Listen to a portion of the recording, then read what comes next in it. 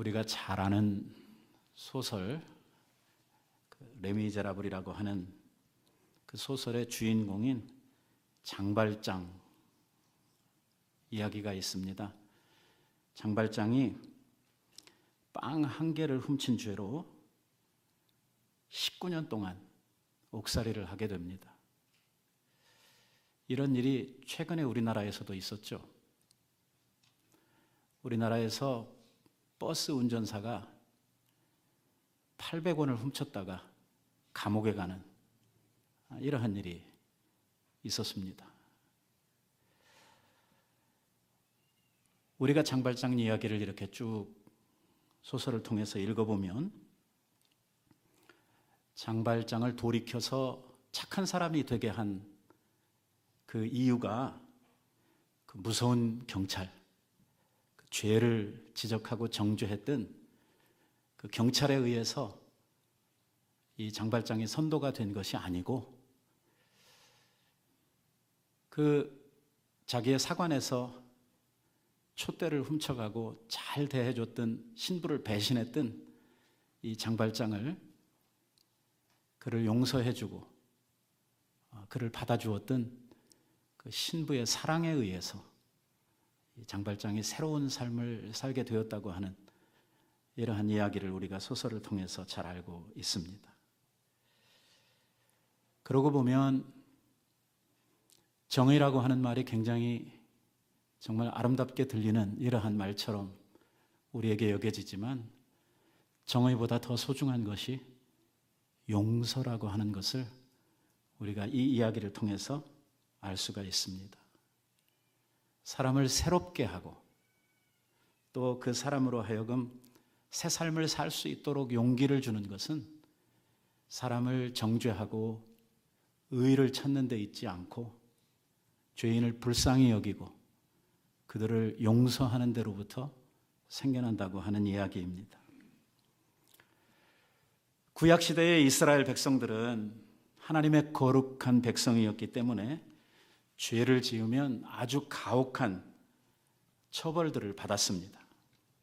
예를 들면 아간이라고 하는 사람은 도둑질을 하고 나서 어떤 처벌을 받았냐면 돌에 맞아 죽는 처벌을 받았습니다. 레위기에 보면 하나님께서 음행한 사람이나 무당 같은 이러한 사람이 나타나거든 다 돌로 쳐 죽이라고 했습니다. 왜냐하면 이스라엘의 진 안에는 하나님께서 계신데 하나님께서 그 부정한 것을 용납하지 않으실 거고 거룩하신 하나님 앞에 거룩해야 될 백성들이 거룩하지 못한 것은 죽어 마땅한 일이라고 이렇게 하나님께서 법으로 정하셨기 때문입니다. 오늘 신약시대를 살고 있는 저희들에게도 구약시대와 마찬가지로 같은 논리, 같은 말씀이 주어져 있습니다. 너희 아버지 하나님이 거룩하시니 너희도 내 앞에서 거룩하라고 말씀합니다. 신약시대에 와서 성령이 오순절날 마가의 다락방에 임하게 되고 하나님의 거룩한 교회가 탄생을 하면서 하나님의 능력으로 교회는 불같이 일어나게 되었습니다. 그런데 거룩해야 될 하나님의 교회 안에 큰 사건 하나가 터지게 되죠. 그게 바로 아나니아와 삽비라 사건입니다. 자기 재산을 가지고 하나님 앞에 헌금을 드리면서 일부를 감추었다는 것 아무도 모르죠? 그리고 자기가 얼마 하겠다고 이야기한 것도 아니고 자기 돈을 자기 의지를 가지고 처음에 얼만큼 하려고 하다가 좀 많은 것 같으니까 좀 일부를 떼어놓고 그리고 나머지를 가지고 헌금을 드렸는데 이 일을 했다고 해서 결국 아나니아와 삽비라는 둘 다 한날 죽임을 당하는 그 죄명을 보니까 성령을 속였다고 하는 이러한 죄로 그들이 한날 한시에 죽었던 것을 우리는 성경을 통해서 보게 됩니다. 하나님께서 만약에 이런 식으로 우리들을 심판하시고 정죄한다고 하면 우리들 가운데 살아남을 사람이 누가 있을까 하는 이러한 두려운 마음이 생깁니다. 우리는 아나니아와 삽비라보다 거룩합니까? 우리에게는 하나님으로부터 정죄받을 만한 죄가 없습니까? 아니거든요. 사실 우리가 하나님의 백성이요 구원받은 사람이라고 말을 하고 있지만 우리들은 여전히 또한 죄인입니다. 언제나 우리들의 말과 생각으로 죄를 짓고 살면서 심지어는 우리들의 행동으로 용납받지 못할 이러한 죄들을 지으면서 살아가는 것이 오늘 현실이고 우리들입니다. 그러고 보면 죄인 된 우리들이 하나님 앞에 어떻게 설 것이며 교회는 이러한 죄인들에 대해서 어떻게 대할 것인가 라고 하는 이러한 중차대한 문제가 생겨나게 됩니다. 오늘 우리들이 다 이렇게 예쁘게 차려입고 하나님 앞에 예배 드린다고 해서 깨끗하게 씻고 와서 예배를 드리고 있지만 우리는 속을 못 보니까 우리는 다 용납하고 다 우리들이 반기고 있지만 우리의 속 중심을 살피는 하나님께서 우리의 내면을 다 살피시고 우리가 한 일들을 다 알고 계신데 그분이 만약에 우리를 정죄하자고 하시면 오늘 우리들은 하나님 앞에서 어떻게 될까? 그리고 아나니아와 삽비라에게 하셨던 것처럼 그런 식으로 우리들을 하나님께서 정죄하시면 지금 이 자리에 모여있는 우리들 가운데 몇 사람이나 이 자리를 지키고 있을까 하는 이러한 두려운 생각이 드는 것입니다. 오늘 우리가 함께 나누려고 하는 오늘의 말씀은 교회 안에서 죄를 지은 이러한 성도들을 우리가 어떻게 대하고 그들을 어떻게 처리할 것인가에 대한 문제를 다루고 있는 아주 중요한 문제입니다. 방금 전에 제가 이야기했던 이러한 말씀에서 나도 죄인입니다 라고 긍정을 하셨던 분들은 이 말씀을 남의 이야기로 들으면 안 됩니다. 그러니 오늘 이야기는 무지하게 중요한 이야기입니다. 왜? 너나 나나 할 거 없이 다 죄인 된 자들이요. 우리가 드러나지 않은 죄를 가지고 살고 있지만 때로는 숨겨지지 않는 죄 때문에 남들에게 드러나는 이러한 죄들이 있기 때문이죠. 더욱이나 사람들에게 드러나지 않는다고 하더라도 불꽃 같은 눈으로 우리의 속 중심을 살피시는 하나님 앞에는 우리들이 숨길 죄가 없다고 하는 사실을 인정한다고 하면 오늘 이 죄인들에 대한 처우 문제는 굉장히 중요한 이러한 일이 아닐 수가 없습니다. 사람들에게 있어서 죄는요, 대부분 한 번으로 끝나지 않습니다. 죄는요, 항상 팽창하고 성장하는 이러한 성격이 있습니다. 우리 안에 해결되지 않은 죄가 있을 때에 그 죄는 항상 우리들을 더 큰 죄로 우리들을 이끌어가게 되고 죄에 대해서 우리들의 마음이 무감각해지고 죄로 말미암아 우리가 오염이 되면서 우리는 더 큰 죄로 이렇게 우리들 자신들을 이끌어가는 것이 보통 죄인들에게 나타나는 이러한 현상들입니다. 마치 그것은요, 우리들의 마음에 죄의 고속도로가 생겨나는 것과 같습니다. 처음에는 조그만 길이 열렸다가 그 길이 점점 커져가지고 나중에는 빠르게 크게 한탕 잘못을 하게 되는 이러한 쪽으로 흘러가도록 되어져 있죠. 우리가 우리들 자신들에 대해서 뉘우치기도 하고 후회도 하지만 이러한 내가 내 자신을 개선하려고 하는 자신의 노력만 가지고는 우리들의 죄의 문제가 해결되지 않는다고 하는 것이 문제입니다. 만약에 죄에 대한 양심의 가책이나 죄에 대한 후회나 자기 자신에 대한 이러한 잘못에 대한 자책이 없다고 하면 그건 어쩌면 사람도 아니고 더욱이나 성도라고 이야기를 할 수가 없겠지요. 하지만 그렇게 자책을 하고 내가 뉘우치고 하는, 내가 죄를 좀 안 짓고 개선해 보려고 노력을 하는 그 정도를 가지고는 우리의 죄의 문제가 근본적으로 해결이 안 된다는 것입니다. 우리에게 죄의 길이 새로 열렸다고 하면 하나님께서 우리들에게 주시는 새로운 길, 하나님께서 우리의 마음, 우리의 영혼에 주시는 하나님의 은혜의 길, 생명의 길이 새롭게 열려야만 오늘 우리가 죄로부터 자유로워지고 죄로부터 노임을 받게 되지, 내 자신이 나를 수행하고 노력하고 내가 무언가 죄를 이겨보려고 하는 이러한 것만 가지고는 절대로 우리들이 죄로부터 자유로워질 수 없다고 하는 것입니다. 그래서 죄를 짓게 되면은요, 누군가의 도움을 받아야 합니다. 근본적으로는 우리가 하나님으로부터 오는 도움을 입어야 되지만, 오늘 우리가 죄를 이기려고 하면 거룩한 하나님의 교회의 도우심을 입어야 한다고 하는 것이 오늘 우리가 읽은 성경 말씀의 아주 중요한 가르침입니다. 오늘 현대 교회가 가지고 있는 가장 큰 문제점이 여기 있습니다. 오늘 우리도 동일한 문제를 가지고 고민하고 있죠. 그건 무엇이냐면, 사람 혼자 자기의 죄를 이길 수 없고 죄로부터 개선이 불가능하니까 교회가 이에 대해서 개입을 해야 된다는 것입니다. 한 사람의 어떤 죄에 대해서 이거를 불쌍히 여기고 함께 도와주고 그 사람이 죄를 이길 수 있도록 거룩한 교회가 힘을 주어야 되는데, 오늘 교회는 이 일을 하지 못한다고 하는 것이 문제입니다. 왜?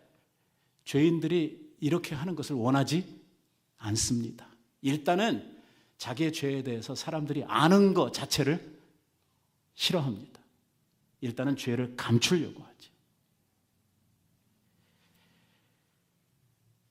죄를 만약에 인정하게 되면 그동안 자기가 쌓아왔던 어떤 신뢰나 사람들로부터 받았던 이러한 대우, 또 자기가 가지고 있는 교회 내에서의 어떠한 지위, 이러한 것들이 죄가 드러나게 될 때에 다 잃어버릴 수 있다고 하는 이러한 두려움 때문에 일단 죄에 대해서 숨기려고 하는 이러한 성향들을 가지고 있습니다. 죄를 숨기려고 해서 죄가 숨겨지느냐 하는 것이 문제지요. 일단 하나님 앞에는 숨길 수 있는 죄가 하나도 없을 뿐만 아니라, 하나님께서는 만약에 우리가 죄 문제를 성경적 관점에서 제대로 해결하지 못하고 죄의 문제가 계속해서 우리에게 있을 때에 하나님께서는요, 어두움 가운데에서 지은 죄를 대낮처럼 사람들 앞에 나타내겠다고 말씀을 하고 있는 것입니다. 그러니 영원히 숨길 수 있는 죄라고 하는 것은 없다고 우리들이 이야기를 할 수가 있는 것이죠. 사람들은 처음에 이렇게 죄를 숨기다가 죄가 어느 정도 드러나게 되면 사람들은 핑계를 대기 시작을 합니다. 자기에게는 잘못이 없고 여러 가지 다양한 이유 때문에 누구라도 그렇게 했을 것이고 나도 어쩔 수 없이 그랬으니까 나한테는 책임이 없다라는 이러한 쪽으로 이 죄를 피해가려고 하는 이러한 생각들을 많이 가지게 되죠. 어떤 사람은 지은 죄가 빤한데도 불구하고 딱 잡아 떼는 아주 자기 죄에 대해서 부인하고 부정하는 이러한 일을 하게 됩니다.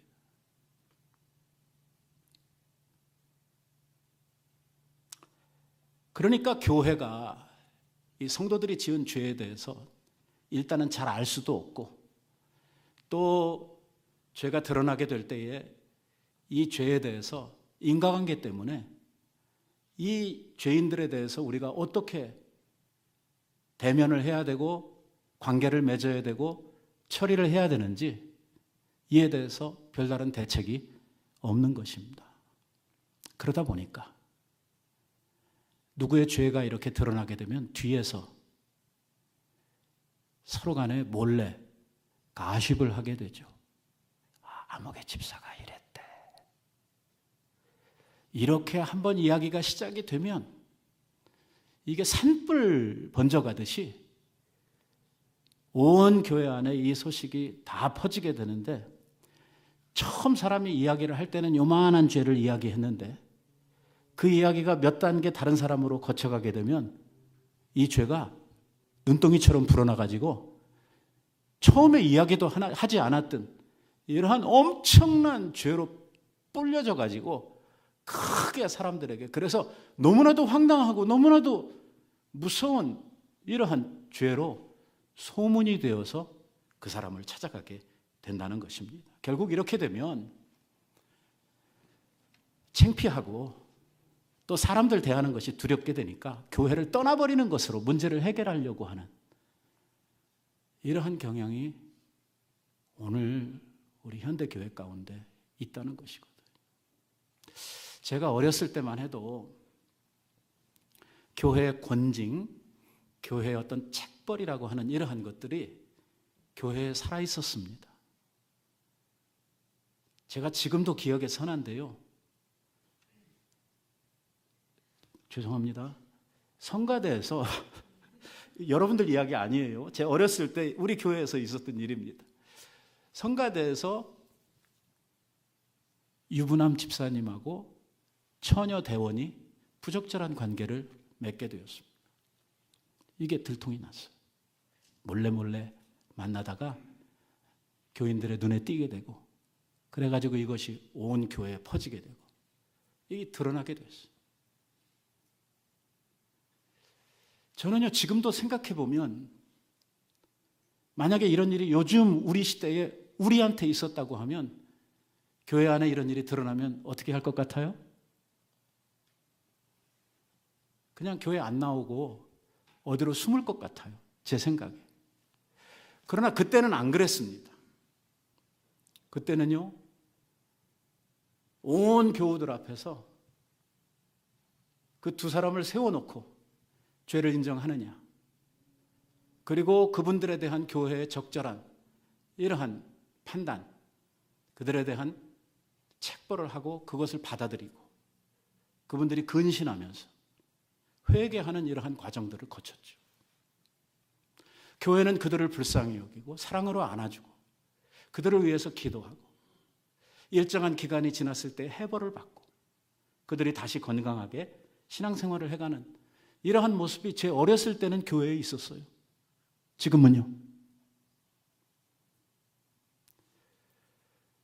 그럼 우리는 정말 악하고 패역한 세대에 살고 있음이 분명합니다. 그 죄가 없어진 것이 아니라 오늘도 교회 안에 성도들 가운데는 이러한 죄들이 더 크게, 더 악하게 우리들 가운데 계속 죄가 커져만 가고 있는데, 요즘 교회는 단 한 건의 책벌도 하지를 않고 권징을 시행하지 않고 있다고 하는 것이죠. 다시 말하면 교회의 기능을 잃어버렸다는 말입니다. 교회가 교회되기 위해서 이것을 교회라고 이야기한다, 교회의 표지, 사인이라고 이야기하는 교회의 표지 가운데 뭐가 있냐면 말씀의 선포와 성례의 시행과 그리고 권징의 시행이 교회의 교회됨을 나타내는 표지라고 이야기를 했는데, 오늘 현대 교회에는 권징이라고 하는 것이 없어졌어요. 요즘에는 하고 싶어도 못하는 경우가 많아요. 왜? 죄가 드러나면 다 도망가 버려요. 교회를 안 나와 버립니다. 이러고 보면 오늘 우리가 죄 문제를 해결하는 데 있어서 심각한 문제가 있다고 하는 것을 인정하지 않을 수가 없습니다. 이래서 교회가 되겠는가? 오늘 주님이 말씀하시는 거룩한 교회가 우리 죄인들에 대해서 어떻게 해야 되는지에 대한 이러한 죄를 다루는 법, 대해서 예수님께서 말씀하신 그 말씀이 오늘 우리들 가운데에서 시행될 수 있는가 하는 문제죠. 오늘 하나님의 백성들에게 있어서 위대한 것은 잘못하는 형제, 죄 지은 형제를 사랑하는 마음으로 우리들이 안아주고 그들을 용서하고 그들에게 힘이 되어주고 그들을 위로하고 격려함으로 말미암아 그들이 죄를 버리고 거룩한 자리에 나아갈 수 있도록 돕는 일이 교회가 해야 될 일이고, 여기서 더 중요한 것은 죄를 지은 그 형제도 딱하고 안타깝지만 오늘 우리도 그 사람하고 똑같은 뭐예요? 죄인이라고 하는 사실을 인정하는 일이 중요하다는 것이죠. 뭐만 다르냐면 드러난 죄인과 드러나지 않은 죄인이라고 하는 이 두 가지만 다른 것이지, 사실은 하나님 앞에서 보면 너나 나나 할 거 없이 다 죄인들이거든요. 만일 오늘 이 자리에서 우리 하나님께서 우리들의 죄를 온 사람들 앞에 조목조목 해가지고 이 앞에 스크린에다 올린다고 하면, 야, 이거 뭐 여기 앉아 있을 사람 한 사람도 없을 것입니다. 무슨 말이냐면 누구나 다 죄인이라는 거예요. 나도 죄인이고 여러분들도 죄인이고 하나님 앞에 물론 죄의 경중은 있겠지만 우리는 하나님 앞에 다 죄인이라는 거예요. 그러니까 죄가 드러난 이러한 성도들을 볼 때에 그 죄 드러난 것에 대해서 욕하고 정죄하고 그들을 부끄럽게 하고 이런 일을 하는 것이 교회가 해야 될 일이 아니고 그 죄인을 불쌍히 여기는 마음을 갖는 거예요. 왜? 나도 죄인이거든요. 한 가지 다른 게 있다면 내 죄는 드러나지 않았다는 것이거든요. 그러니 도리어 드러나지 않은 죄인이 드러난 죄인을 불쌍히 여기는 것이 마땅하다는 것이거든요. 왜? 나도 언제 드러날지 모르거든요. 죄인이 죄인을 불쌍히 여기지 않는다고 그러면 누가 죄인을 불쌍히 여길 수가 있겠습니까? 오늘 주님께서 말씀하시는 교회가 죄인들에 대해서 어떻게 대하고 처리를 해야 될 것이냐에 대한 문제의 가장 핵심적인 쟁점이 여기 있습니다. 교회는요, 죄인들을 정죄하고 그들을 부끄럽게 하는 것이 교회가 해야 될 일이 아니고 죄인들을 용서하고 그들을 사랑으로 안는 일이 오늘 교회가 해야 될 일이라고 이야기합니다. 저는요, 오늘 이 설교를 여러분들하고 나누면서 우리 교회에서 앞으로 누구 욕하는 일, 뒤에서 남 가십하는 일이 없어졌으면 좋겠습니다. 누군가 이런 이야기를 시작하려고 하면 앞에서 이야기를 듣는 사람이 마땅히 그만하라고, 나는 그런 말은 더 이상 듣지 않겠다고 이야기를 해야 됩니다. 같이 손바닥을 쳐주면서 그 일로 인해서 즐거워하고 한술 더 떠서 그 죄인에 대해서 더 큰 이러한 정죄를 해야 되는 것? 이거는요, 우리가 해야 될 일도 아니지만 우리가 그렇게 하게 될 때에 주님께서 말씀하신 산상보훈에 있는 말씀을 그대로 적용을 하면 우리는 하나님 앞에서 내가 그렇게 했던 정죄보다 훨씬 더 큰 정죄를 우리들이 주님 앞에 받게 될 것이라고 이야기를 하고 있습니다. 적어도 우리들이 신앙인이라면, 우리들이 하나님을 믿는 사람들이라고 하면 예수님께서 경고하시고 말씀하셨던 그 말씀이 허튼 말씀이 아니라고 하는 것을 우리들이 마음에 명심해야 될 것입니다. 그래서 죄인들을 대할 때 우리들이 그들을 그 드러난 죄에 대해서 막 즐기고 그것을 이야기함으로 말미암아 그것을 무슨 뭐 대단한 이야기거리처럼 여겨가지고선 재미로 이렇게 이야기를 이끌어갈 것이 아니라, 나도 똑같은 죄인이고 한 몸 안에 지체된 우리들이 그러한 부끄러움이 드러날 때 그 부끄러움은 곧 누구의 부끄러움이냐면 나의 부끄러움이라고 하는 것을 생각을 하고 어떻게 해서든지 이걸 덮어주고 어떻게 해서든지 그 죄인이 개선할 수 있는 방법을 찾아가는 것이 오늘 교회가 해야 될 일이라고 이야기를 합니다. 우리가 읽었던 말씀의 15절 말씀에 보니까 이렇게 이야기를 합니다. 내 형제가 죄를 범하거든 가서 잘 보세요. 너와 그 사람만 상대하여 먼저 권고하라. 아직 다른 사람들 모르잖아요. 이 일을 나만 알게 됐잖아요. 그리고 그 죄가 분명할 때에 그를 찾아가서 권고하라고 이야기를 합니다. 이거 우리가 하나님의 백성으로서 말씀 안에 볼 때에 온전치 않지 않느냐. 나도 죄인이고 나도 부족한 게 많지만 우리 이 문제를 한번 잘 해결해 보자. 내가 당신 위해서 기도하겠다. 같이 힘내서 이 문제를 잘 이겨보자. 먼저 가서 1대1로 권고하라는 거예요. 누구 찾아가서? 죄인을 찾아가서. 죄 지은 사람을 찾아가서. 이런 걸 알게 되면 죄인을 찾아가야 되는데 죄인을 찾아가는 게 아니라 자기 가까운 사람을 찾아가가지고 죄인과 더불어 권고를 해야 될 내용을 자기 친한 사람들과 정죄하면서 이야기거리를 만드는, 이거는 벌써 주님께서 말씀하신 죄의 처리에 대한 교회의 행동 원리에 잘못된, 어긋난 이러한 이야기를 하고 있는 것이죠.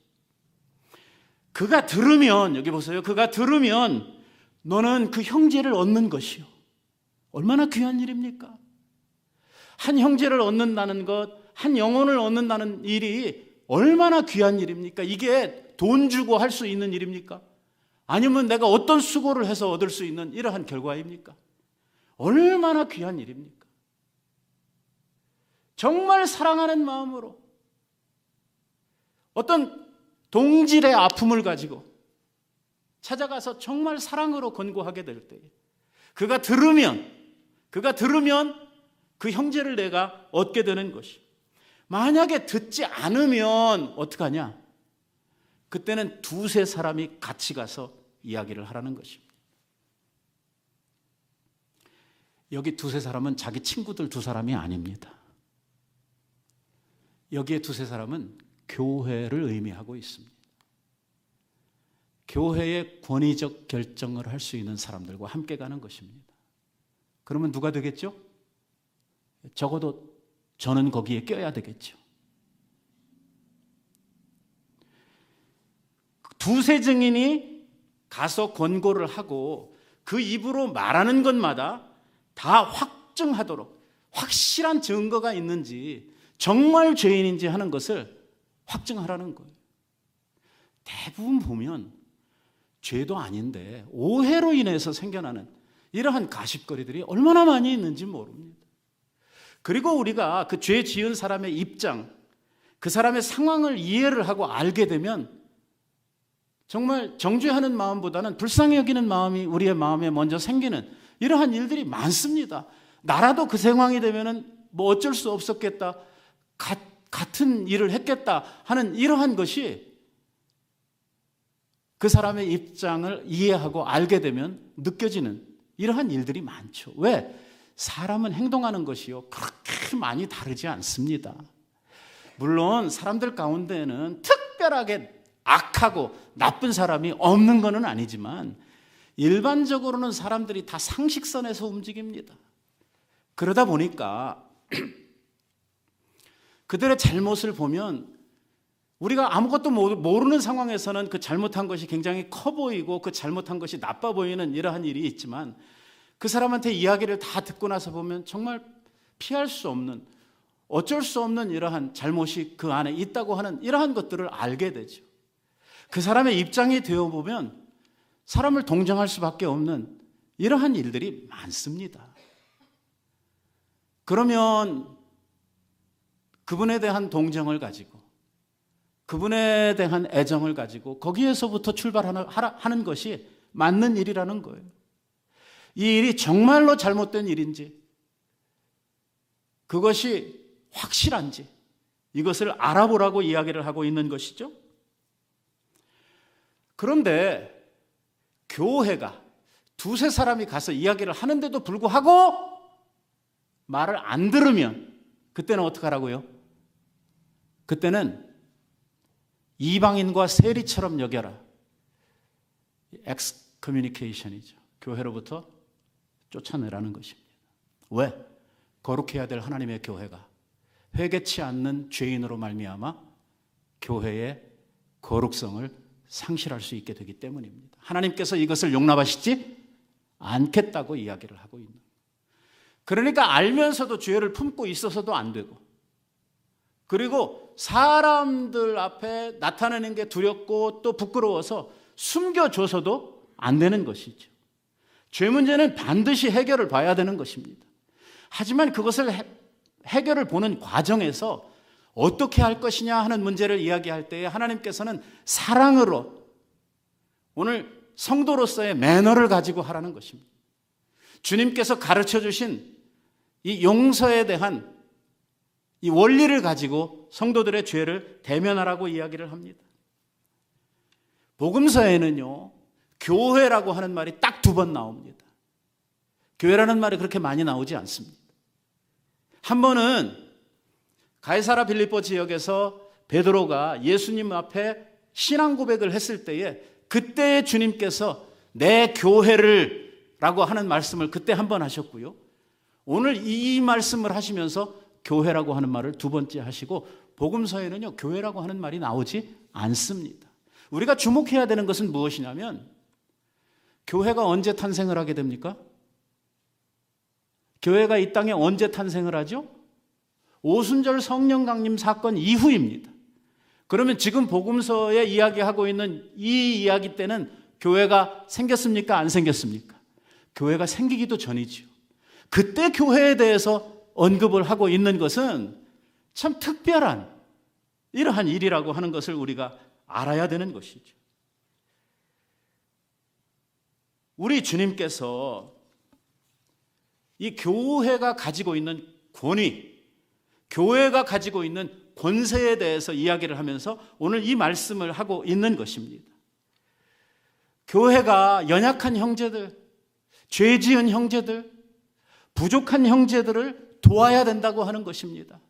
그들을 정죄하고 그들을 나쁘게 하는 것이 교회가 해야 될 일이 아니고, 어떤 사람의 죄가 드러나고 어떤 사람이 죄에 빠졌을 때 교회가 해야 될 일은 뭐냐면 그러한 형제나 자매들을 사랑으로 도와줘야 된다 하는 이야기를 하면서 이 이야기를 지금 하고 있는 것입니다. 우리 성도들을 교회가 돕는다 이렇게 했을 때 우리가 크게 한 3가지 경우를 생각해 볼 수가 있습니다. 그 첫째는 형제나 자매가 낙심에 빠졌을 때입니다. 여러분 살다 보면 여러분들도 낙심을 합니까? 안 합니까? 낙심 없이 이 세상을 살 사람은 아무도 없습니다. 왜? 우리는 살면서 크고 작은 어려움들을 계속해서 겪거든요. 오죽하면 인생을 고해라고 했겠어요? 큰 파도 넘으면 작은 파도 오고 작은 파도 넘으면 또 큰 파도 오고, 이게 우리 사는 인생살이입니다. 고생은 끝이 없습니다. 오죽하면 모세가 인생의 7, 80을 살아도 자랑할 것은 고생밖에 없다고 이렇게 이야기를 했겠습니까? 그러고 보면 고생으로부터 자유로울 수 없는 우리 사람들은 끝없이 이러한 고난과 환난과 어려움들, 시련들 이러한 것들을 만나게 되고, 이러한 것이 내가 감당할 수 없는 이러한 큰 시험을 만날 때에는 반드시 그 속에 낙심하게 되는 이러한 일이 생겨나게 되는 것이죠. 잘 되던 사업이 망했다든지, 가족이 갑자기 병이 들어서 병원에 입원했다든지, 아니면 남편이나 아내가 사고로 인해서 막 죽게 되든지, 어떤 일이든지 이렇게 마음에 정말 굉장한 낙심을 가지고 성도가 실족하게 되는 이러한 때가 있다는 것입니다. 이러한 때에 교회가 그들과 함께 짐을 나누어지라는 것입니다. 이러한 형제들을, 이러한 자매들을 사랑으로 돌아보고 그들이 그러한 낙심되는 자리에로부터 일어날 수 있도록 돕는 일을 교회가 해야 된다라고 말씀을 하는 것이죠. 교회가 찾아가서 주님의 말씀으로 위로하고 그들에게 조금이라도 힘이 되어주면 그들이 그 어려움으로부터 일어날 수 있는 이러한 원천적인 힘을 얻게 된다고 하는 말씀입니다. 둘째는요, 우리 형제 자매들이 신앙생활을 하다가 진리를 분별하지 못해서 실수하고 잘못할 때가 있습니다. 많습니다, 이런 일이. 우리는요, 살면서 실수를 합니까? 안 합니까? 실수를 많이 합니다. 그래서 그 실수가 실패로 이어지는 이러한 일들도 많습니다. 그래서 우리가 한 해를 정리하고 새해를 맞으려고 한 해를 뒤돌아보면 승리와 기쁨의 경험보다는 실패와 아픔의 경험들이 훨씬 더 우리의 인생에는 많은 것이 현실입니다. 이러한 실수들을 했을 때, 그래서 삶이 어려움으로 나아갈 때, 그때도 바로 우리 성도들이 그들을 위로하고 함께 해주고 그들을 진리의 말씀으로 잘 인도해 줘야 된다고 이야기를 하는 것이죠.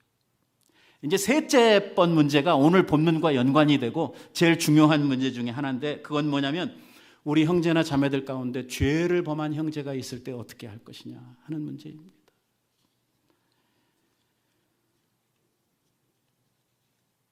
뭐 이렇게 이야기를 하는 것이 조금 어폐가 있을런지 모르지만 평범한 죄보다는 좀 심각한 죄에 빠졌을 때 말입니다. 일단은 우리가 성도로서 해야 될 일이 뭐냐면요, 죄에 빠진 그 형제나 자매를 위해서 울면서 목 놓아 기도하는 일입니다. 내 잘못처럼 생각을 하고, 그 형제는 한 몸 안에 지체로 붙어 있는 한 식구고 한 몸이라고 하는 것을 인지하고 우리들이 내가 회개해야 될 것처럼 그렇게 하나님 앞에서 애통하는 일이 우리들에게 먼저 필요하다는 것이죠. 사도 바울이 이야기하는 것이 그것 아닙니까? 사도 바울이 그의 목회 생활을 통해서 성도들을 대할 때마다 그들의 죄를 나의 죄로 생각을 하고 하나님 앞에 회개하며 애통했다고 이야기를 합니다. 왜 지 죄도 아닌데 지가 기도를 해? 아닙니다. 그게 성도들이 가야 할 마땅한 길이라고 이야기를 하고 있는 것이죠. 이게 일반적으로 보면 우리 성도들이 남의 죄를 알게 되면은요, 이 입이 가만히 못 있습니다. 이거 어디 가서 이야기를 해야만 속이 풀어지기 때문에 이걸 만나는 사람마다 다, 집사님 이거 알아? 뭐 모르는데? 어떻게 이걸 몰라? 이렇게 남의 죄를 자꾸 떠들어가지고 그 죄가 이야기한 것보다 두세 번만 건너가게 되면 그 죄가 막 배가 되고 그 분이 더 이상 감당할 수 없을 만큼 이 일들이 커져버리는 이러한 일들이 교회에서 있어지면 안 된다는, 이렇게 되면 그 죄를 범한 형제가 앞으로 더 이상 신앙생활 하기가 힘들어진다는 거예요. 어려워진다는 것입니다. 그 마음에 엄청난 실망과 좌절과 분노로 그 마음이 채워질 수밖에 없다는 것이거든요. 이 이야기가 나오고 있는 시점, 예수님께서 이 이야기를 하신 때를 우리들이 기억을 해야 돼요. 지난 시간에 우리들이 뭐 했어요? 소자 하나를 실족하게 하면 어떻게 하라고 그랬어요? 연자맷돌을 목에 메우고 바다에 그냥 빠쳐버리라고. 바로 죄 지은 자를 이렇게 실족하게 만드는 사람, 그 사람이 연자맷돌 매야 될 사람이에요. 그러니까 죄 지은 사람도 문제지만 이 사람보다 더 큰 문제는 누구예요? 그 죄인을 실족해야 하는 자가 더 큰 문제라는 거예요. 하나님께서는 그렇게 보신다는 거예요. 그러니 남에게 가서 그렇게 쉽게 편하게 아주 자유롭게 해야 될 이야기는 아닙니다. 두려워해야 돼요. 주님께서 같은 정죄로 우리들을 정죄하시면 내가 주님 앞에 어떻게 감당을 할까? 이거 생각하고 정말 두려워하는 마음으로 이 문제를 대면해야 할 것입니다. 우리가 그를 위해서 기도할 때, 그를 위해서 우리들이 애통할 때에 주님께서 우리의 기도를 들으시고 죄 지은 형제에게 은혜를 베푸시기 시작하는 겁니다. 그 죄로 말미암아 강팍해진 마음, 죄로 말미암아 부패된 그 마음을 성령께서 찾아가셔서 그 마음을 녹여주시고 그 강팍했던 마음을 부드러운 마음으로 바꾸어 주실 것입니다. 성령께서 그 마음에 역사하셔서 회개할 영을 그 죄인의 마음속에 허락해 주시는 것이죠. 그래서 지금까지는 죄를 짓고 나서도 회개할 줄도 모르고 이 죄에 대한 죄책도 느끼지를 못했지만 누군가 그를 위해서 기도해주고 하나님의 영이 그를 도와주게 될 때에 그들이 그 심령 속에서 자기의 죄에 대한 자책과 그리고 회개로 나아갈 수 있는 이러한 마음을 하나님께서 그에게 허락해 주시는 것입니다. 바로 이것이 죄인이 회복해 갈 수 있는 첫 번째 발걸음입니다.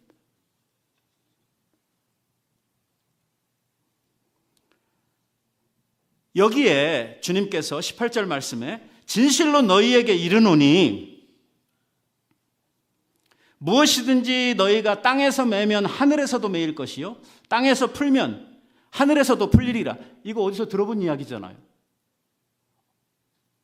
얼마 전에 주님 말씀하시지 않았어요? 누구한테 이야기를 했나요? 베드로에게 이야기하셨죠. 그 가이사라 빌립보 지역에서 위대한 신앙 고백을 했을 때 주님께서 내가 이 반석 위에 내 교회를 세우겠다 이렇게 말씀하면서 이 이야기를 하셨어요. 내가 땅에서 풀면 하늘에서도 풀릴 것이요 네가 땅에서 매면 하늘에서도 매일 것이다 라고 이 말씀을 하셨습니다. 이게 바로 뭐냐면 교회가 가지고 있는 권세, 교회가 가지고 있는 권위입니다. 하늘을 열고 푸는 거예요. 여러분들이 용서하면 하나님도 용서해 주시겠다는 거예요. 얼마나 놀랍습니까, 여러분? 죄 용서하는 권한이 누구에게 있습니까? 하나님께만 있잖아요. 여러분, 예수님께서 와서 죄인들을 고쳐주시면서 소자야 내가 죄사함을 받았느니라 이러한 말을 했을 때 막 유대인들이 난리가 나가지고 예수님 잡아먹을 듯이 달려들면서 뭐라고 그랬어요? 네가 뭔데 죄를 사한다고 하는 말을 하느냐, 막 참남하다고 이야기를 하면서 예수님한테 대들었죠. 이거 누구만 가진 권한이냐면 하나님만 가지신 권한. 그런데 하나님께서 너희들이 풀면 내가 하늘에서도 풀겠다. 야, 이거요 파격적입니다. 하나님의 권세를 교회에 위임해 주신 것입니다. 얼마나 놀랍습니까? 오늘 우리가 교회의 일원으로서 이러한 권세를 받아가지고 있다는 것이 얼마나 감사한 일입니까, 여러분? 내가 한 죄인의 죄를 풀고 묶는 이러한 권세를 가졌다. 얼마나 무한한 책임감이 우리들에게 주어져 있습니까? 주님이 오늘 그 말씀을 하고 있는 것이거든요. 옛날에 구약시대에는 보면은요, 이스라엘 백성들이 죄를 범했을 때에 그 죄를 사하는 권을 누구에게 주셨냐면 제사장들에게 위임해 주셨어요. 그 제사장들이 그 죄인들을 살펴보고 그들의 그 생활이나 회개한 정도를 따라서 그들의 죄를 사하는 권세를 제사장이 가지고 그 죄인들이 하나님 앞에 나와서 속죄하는 제사를 드림으로 말미암아 죄에서 사함을 받는 이러한 권세를 가졌는데 그 권세를 오늘 교회에 우리들에게 주님께서 허락해 주셨다고 하는 것이죠.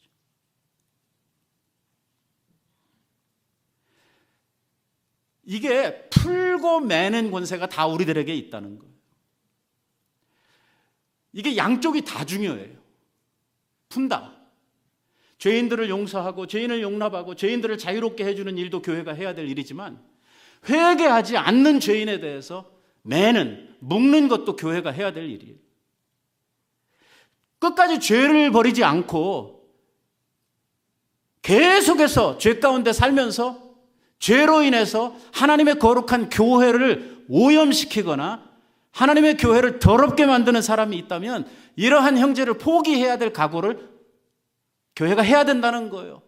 무조건 용납해야 된다는 거 아니에요. 회개하는 자를 우리가 용납하고 회개하는 죄인을 우리들이 받는 것이지 자기가 죄인임을 알면서도 불구하고 그 죄를 계속해서 이어가고 그 죄로 인해서 교회의 거룩함을 해치는 이러한 사람들까지 우리들이 안고 가라는 말은 아닙니다. 이거는 하나님이 용납하시지 못하겠다는 것입니다. 하나님의 교회는 여전히 거룩해야 한다는 것입니다.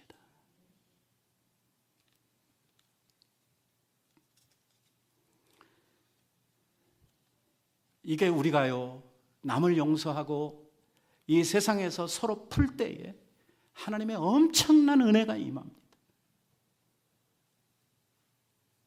이게 인과관계에 있어서도요, 자기의 잘못을 아는데 어떤 사람이 자기를 정말 사랑으로 안아주고 그걸 덮어주고 자기 편이 되어서 그 문제를 같이 해결해 줄 때요, 무한한 신뢰가 그 사람 앞에 생겨나게 되죠.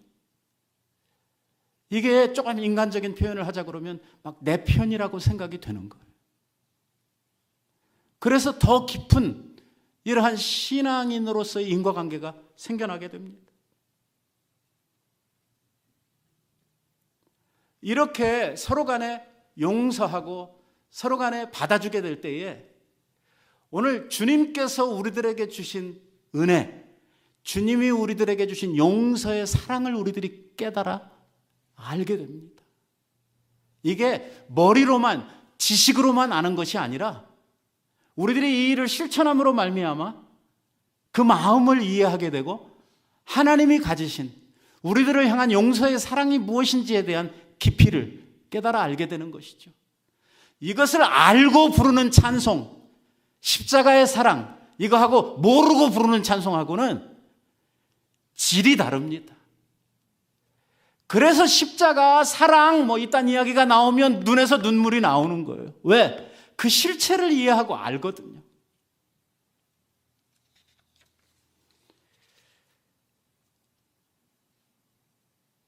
시간이 많이 갔기 때문에 좀 줄여서 주님께서는 이렇게 이야기를 합니다.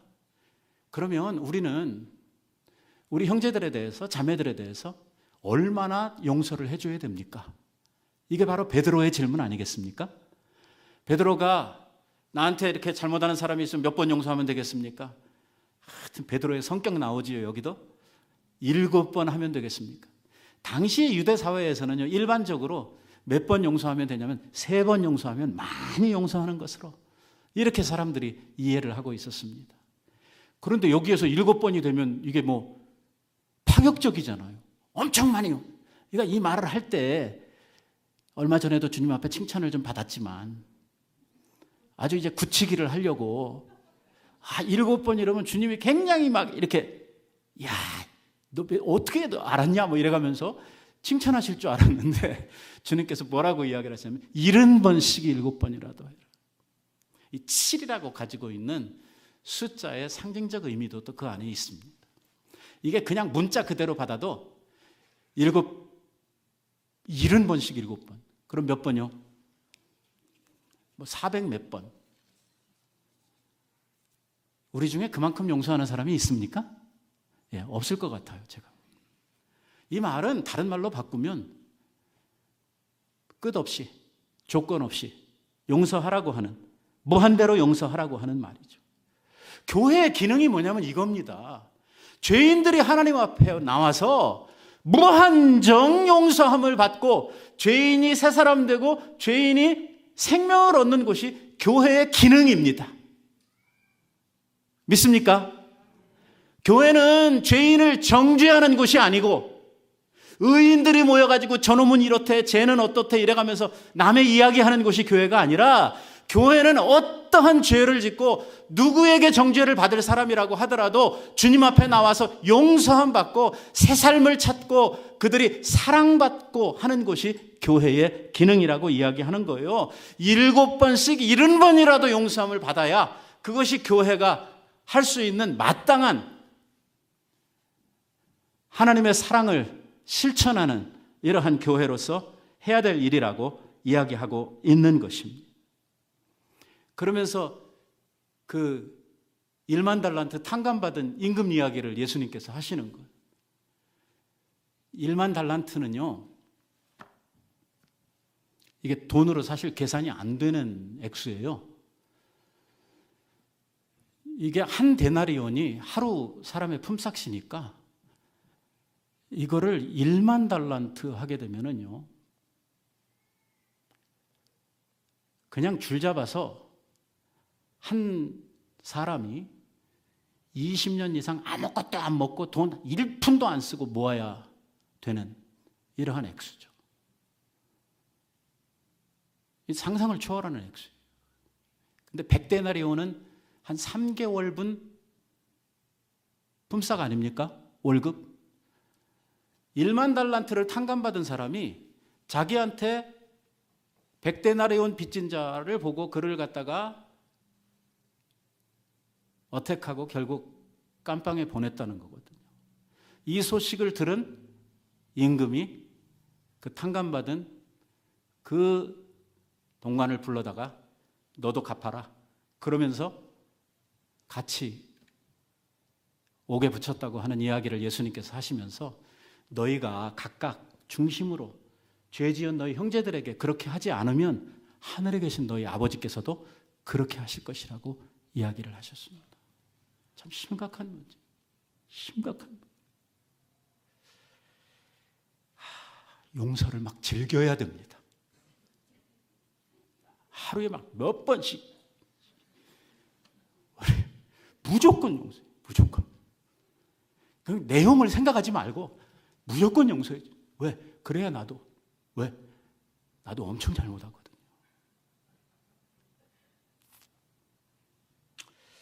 여러분 말씀을 맺겠습니다. 우리 교회에 용서의 사랑이 넘쳐나기를 바랍니다. 앞으로 우리 교회에 남 얘기하고 남 정죄하는 그러한 일은 없어졌으면 좋겠습니다. 그래서 주님이 기뻐하실 만한 이러한 교회로 하나님 앞에 서게 될 때에 하나님의 거룩한 교회의 아름다운 모습이 우리 가운데 이루어질 줄로 믿습니다. 기도하십시다. 자비하신